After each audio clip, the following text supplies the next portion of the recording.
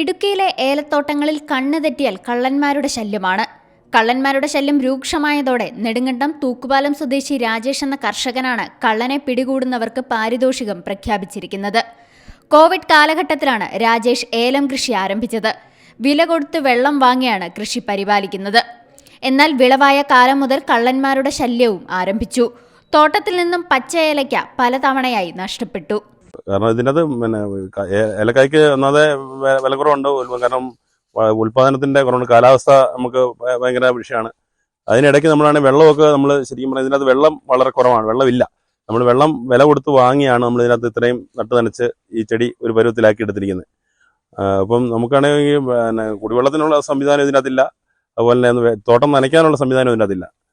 അപ്പോൾ നമുക്ക് ഗവൺമെന്റിന്റെ ഭാഗത്തുനിന്ന് പോലും നമുക്കാണെങ്കിൽ ഒരു ഇതിൻ്റെ അത് കിണറിന്റെ ഒരു കുഴൽക്കിണർ ഒഴിക്കാനുള്ള സംവിധാനങ്ങളോ മറ്റു സംവിധാനങ്ങളോ നമുക്ക് ഒരു പദ്ധതികളൊന്നും ആവിഷ്കരിച്ചിട്ടുമില്ല.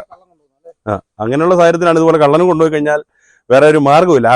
കാരണം ഇത്രയും രൂപ മുടക്കിയിട്ട് നമ്മുടെ കുഞ്ഞുങ്ങൾക്ക് ഇതിന്റെ ഫലമാകുന്നില്ലെങ്കിൽ വേറെ ഒരു മാർഗ്ഗമില്ല. ഓരോ തവണ കൃഷിയിടത്തിലെത്തുമ്പോഴും പല ഏലം ചെടികളിൽ നിന്നും ഏലയ്ക്ക് നഷ്ടമായിട്ടുണ്ടാവും. ഓരോ വിളവെടുപ്പിനും ആയിരക്കണക്കിന് രൂപ നഷ്ടം. ഇടുക്കിയിലെ മിക്ക മേഖലകളിലും കൃഷിയിടങ്ങളിൽ നിന്ന് പച്ച ഏലയ്ക്ക നഷ്ടമാകുന്നത് പതിവായിരിക്കുകയാണ്.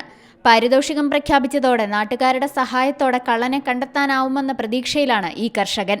See Malayalam news, Idukki. പുതിയ വാർത്തകളും വിശേഷങ്ങളും ഇനി വിരൽ തുമ്പിൽ. എല്ലാ ഡിജിറ്റൽ പ്ലാറ്റ്ഫോമുകളിലും ഇപ്പോൾ സീ മലയാളം ന്യൂസ് ലഭ്യം.